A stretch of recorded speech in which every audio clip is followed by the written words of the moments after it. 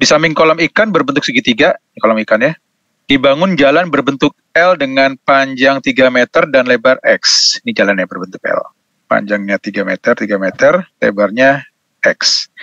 Jika luas segitiga tersebut sama dengan luas daerah yang berbentuk L, maka nilai X adalah berapa meter. Ya. Ada beberapa cara, ini paling simpelnya kalau menurut saya ini kita tarik aja garis bantu begini. Nah, oke.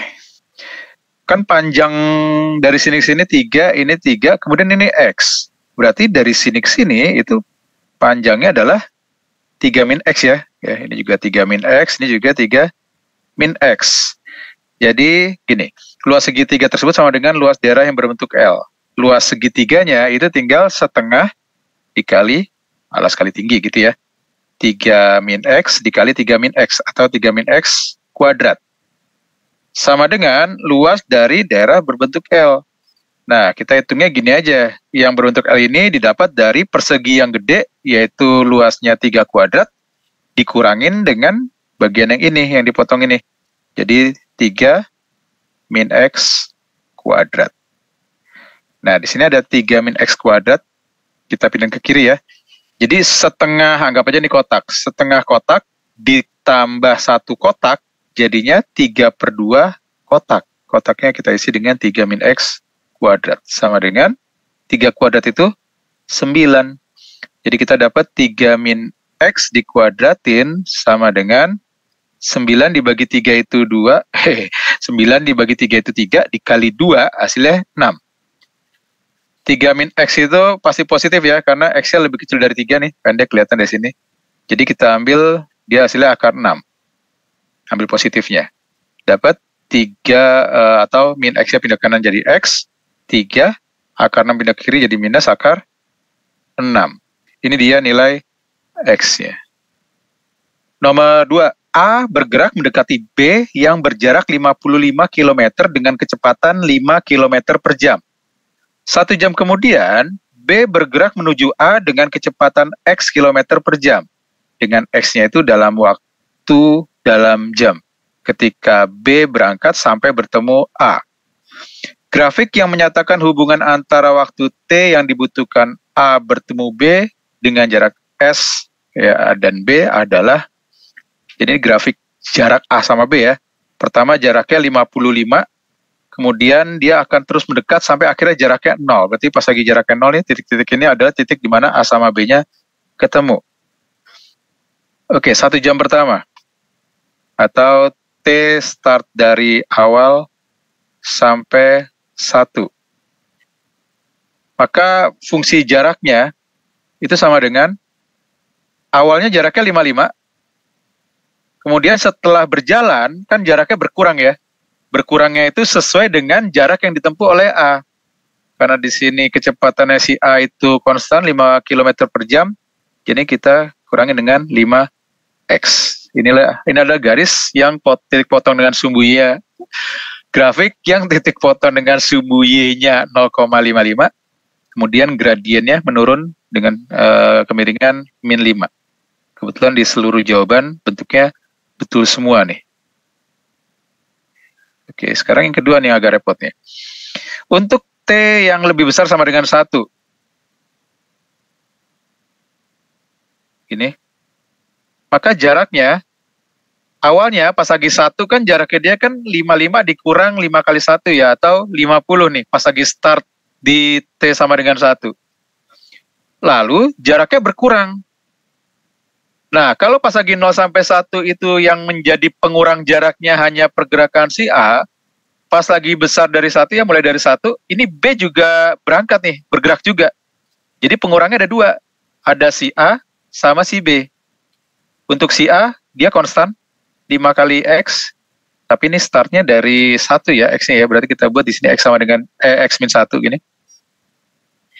Lalu ditambah dengan si B. B itu tadi kecepatannya adalah X. Berarti X dikali sama X min 1. Ya, karena startnya dari mereka mulai bergerak pas lagi bergerak bersama ya, si B-nya juga bergerak itu pas lagi 1 jam. Oke, jadi ini sama dengan 50 dikurang 5x min 5 ditambah x dikali x min 1, jadinya x kali x itu x kuadrat, x kali 1 itu x. Kalau dirapin jadinya 50 min 5 jadinya 55, min 5x, ini aja dulu, 5x min x itu 4x, ketemu min jadi minus 4x, kemudian di sini ada minus dari x kuadrat gitu. Jelas dia bukan garis lurus, jadi jawaban yang C sama D salah. Lalu untuk ini koefisien dari x kuadratnya minus, berarti grafiknya aslinya terbuka ke bawah, parabolanya ya. Cuma ini kan penggalannya aja, intinya bagiannya cekung ke bawah. Untuk yang ini, kalau diterus ini kan cekung ke atas ya. Sedangkan yang ini nanti cekung ke bawah kalau diterusin gini. Ya, jadi jawaban yang tepat adalah yang B. Banyak bilangan asli 7 digit yang disusun dari 0 atau 1 serta habis dibagi 6. Nah, kan kalau bilangan habis dibagi 6 pasti dia bilang genap ya. Atau sederhananya gini. 6 itu kan faktornya kan 2 sama 3 ya. Artinya dia pasti bilangan genap. Dari sini dia bilang genap, dari sini dia pasti habis dibagi 3. Karena angka penyusunnya cuma 0 sama 1, bilangan aslinya 7 digit, berarti bilangan pertama pasti 1 nih. Kita namanya berikutnya A, B, C, D, E. Paling belakangnya harus 0, supaya dia genap gitu. Ini bilangan 7 digit. Nah, supaya dia habis dibagi, ini jelas habis dibagi 2 ya, karena belakangnya 0 dan genap, nggak masalah. Nah, ciri dari bilangan habis dibagi 3 itu jumlah digitnya, jumlah digit-digitnya atau angka-angka penyusunnya itu harus atau langsung aja habis dibagi 3. Oke? Artinya ini semua kalau dijumlahin digit-digitnya kan 1 tambah A tambah B tambah C tambah D tambah E sama dengan tambah 0. Itu ada 2 kemungkinan. Supaya dia habis dibagi 3. Sama dengan 0 nggak mungkin. Kemungkinan adalah sama dengan 3 atau sama dengan 6. Yang gampang kalau sama dengan 6 dulu ya. Karena angka penyusunnya cuma 0 sama 1, maka supaya dia jadi 6, ini harus 1 semua. Artinya cuma ada 1 cara aja. Nah, gimana untuk yang 3 nih? Yang jumlah digit-digitnya 3. 1 tambah A tambah B tambah C tambah D tambah E sama dengan 3. Artinya, A tambah B tambah C tambah D tambah E itu sama dengan 2. Oke. Angka penyusunnya cuma 1 sama 0 aja. Jadi artinya dari 5 ini, nih, kita pilih 2 untuk diisi dengan angka 1. Tinggal 5 C 2. 5 kali 4 bagi 2. 4 bagi 2, 2 kali 5, 10. Jadi banyak cara, bisa 1 yang sini, bisa ada 10 cara di sini, totalnya ada 1 tambah 10, 11. Misalkan A, B, C, D adalah bilangan-bilangan bulat positif yang berbeda. Sehingga A tambah B, A tambah C, A tambah D, itu bilangan ganjil, sekaligus dia bilangan kuadrat. Yang diminta A tambah B tambah C tambah D terkecil yang mungkin. Oke, kunciannya adalah bilangannya itu ganjil dan merupakan bilangan kuadrat. Karena semua bilangan asli, berarti nggak mungkin 1 ya.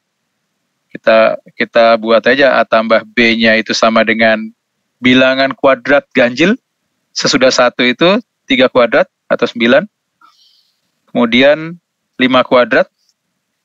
Kemudian A tambah D-nya kita buat 7 kuadrat. 9, 25, 3, 4, 49. Nah, supaya hasil A tambah B tambah C tambah D ini terkecil, kita maksimumkan nilai A, supaya nanti penjumlahannya ada sekali aja yang paling gede, yang lainnya udah ada pengurangan gede, jadi B, C, D-nya jadi kecil gitu. Kita ambil aja A-nya 8 ya, yang lebih kecil dari 9, yang paling gede adalah 8. Kalau hanya 8, kita dapat B-nya sama dengan 1, C-nya 27 kurang 8 berapa? 17 ya? D-nya 49 dikurang 8 itu 1. Ini kalau ditambahin semua jadinya 1859. 59 tambah 8, 67. 67 jawabannya yang B. Diketahui X kuadrat tambah akar XY tambah Y kuadrat 168. Lalu X minus akar XY tambah Y sama dengan 10. Yang diminta jumlah semua nilai X ditambah akar XY tambah Y yang mungkin adalah, jadi nilai-nilai ini yang mungkin berapa, terus dijumlahin semuanya. Oke, pertama, dari yang ini, kita pindah ruas si akar XY-nya. Jadi X tambah Y sama dengan akar XY plus 10. Kalau kedua ruas dikuadratin, ingat kalau ada bentuk A plus B kuadrat, jadinya A kuadrat plus 2AB plus B kuadrat. Jadi ini kalau kita kuadratin kedua ruas, kita ada X kuadrat tambah 2XY tambah Y kuadrat sama dengan, ini kalau dikuadratin, akar XY dikuadratin jadi XY, ditambah 2 kali akar XY kali 10 jadi 20 akar XY, ditambah 10 dikuadratin, 100. Nah, idenya sekarang di sini, 2XY kita pindahin ke kiri ya, jadi minus XY. Lalu ada plus 100, biarin aja dulu. Nah, intinya kita mau munculin, kan di sini udah ada X kuadrat tambah Y kuadrat. Di sini juga ada X kuadrat tambah Y kuadrat. Tapi di informasi yang atas itu adanya dia ditambahin sama akar XY. Artinya kedua ruas kita tambahin aja sama akar XY. Jadi X kuadrat ditambah akar XY ditambah Y kuadrat. Sebelah kiri ditambah akar XY, berarti sebelah kanannya juga harus ditambah akar XY. 20 akar XY ditambah akar XY jadinya 21 akar XY. Gitu ya. Ini kita substitusi nilainya, diketahui 168 sama dengan, kita rapin deh, ini jadi 100 ditambah, ini kita tulis dulu 21 akar XY, tapi nggak dirubah gini juga nggak masalah ya, dikurang XY. Ini kita pindahin ke kiri ya, nggak ngaruh juga pindahin tadi ya. Ini kita pindahin ke kiri jadinya XY dikurang 21 akar XY ditambah 68 ya, 108 dikurang 100 jadi 68 sama dengan 0. Nah, si akar XY ini bisa kita buat jadi, si XY maksudnya, si XY-nya bisa kita buat jadi akar XY dikuadratin. Sampai sini kita bisa faktorin deh. Ya, variabelnya akar XY nih. Kita buat begini. Cari dua bilangan yang kalau dikali hasilnya 68 dan hasil perkalian luar dalamnya atau dijumlahin hasilnya min 21. 68 min 4 sama min 17 ya. Min 4 min 17 jadi min 21. Kemudian min 4 dikali min 17 jadinya 68. Dari yang sebelah kiri kita punya akar XY sama dengan 4. Yang sebelah kanan kita punya akar XY sama dengan 17. Sekarang kita substitusi nilai ini ke persamaan yang kedua nih. Berarti X sebelum disubstitusi gini.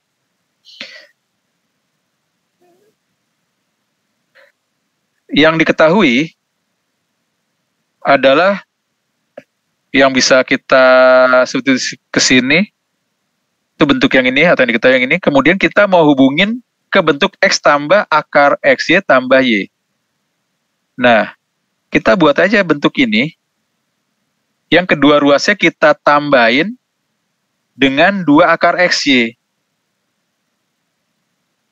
Supaya apa? Supaya minus akar XY-nya menjadi plus akar XY ya.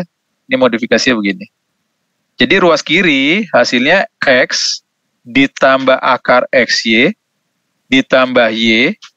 Karena ruas kiri ditambah 2 akar XY berarti ruas kanan juga harus ditambah 2 akar XY. Kita kasih hijab dulu nih. Ini. Ya, sekalian deh. Gini. Oke. Nah, untuk yang pertama, kalau akar XY-nya sama dengan 4, maka X ditambah akar XY ditambah Y itu sama dengan 10 ditambah 2 kali 4. 2 kali 4 itu 8. 8 tambah 10, 18. Sedangkan untuk yang akar XY ya, yang kedua ini, kalau akar XY-nya sama dengan 17, maka X ditambah akar XY ditambah Y sama dengan 17 dikali 2, 34. 34 tambah 10, 44. Yang kalau dijumlahin jadinya 62. Jawabannya yang D. Nomor 6, diketahui sebuah dadu seimbang bersisi 6 semula memiliki mata dadu 2, 3, 4, 5, 6, 7. Dadu tersebut dilambungkan 1 kali dan diamati hasilnya. Jika hasil yang muncul angka ganjil, maka angka tersebut diganti dengan angka 8, ya, jadi genap. Namun jika yang muncul angka genap, maka angka tersebut diganti dengan angka 1, ya, genapnya diganti ganjil nih. Si yang muncul tadi diganti 1. Kemudian dadu yang mata dadunya telah diganti tersebut dilambungkan kembali. Yang diminta peluang munculnya mata dadu ganjil adalah, oke, pertama kalau terambil sebelumnya dari sini kita ada 3 mata dadu ganjil dan 3 genap. Gitu. Kejadian pertama, kalau yang pertama terambil ganjil, 3 ganjil, 3 genap, berarti peluang terambilnya ganjil adalah setengah gitu. Nah, ganjil yang tadi barusan terambil, habis itu kan diganti dengan angka 8 ya, jadi genap ya. Jadi posisinya yang tadi awalnya itu ada 3 ganjil, 3 genap, sesudah ganjilnya diganti 8, akhirnya yang tersedia sekarang adalah ganjilnya tinggal 2, genapnya ada 4. Yang kedua terambilnya ganjil lagi. Jadi peluang terambilnya ganjil dari pengambilan kedua, ganjilnya ada 2, per genapnya ada, totalnya ada 6. Jadi 1/6.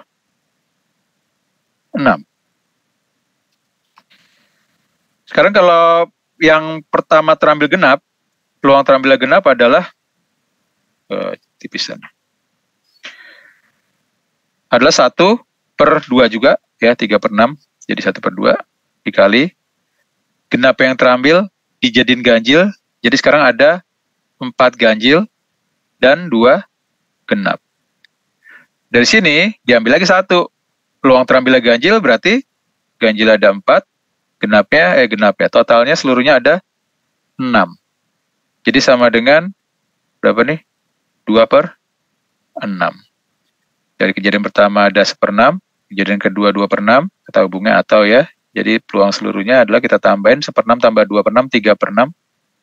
Atau kalau disederhanain jadinya setengah, jawabannya yang C.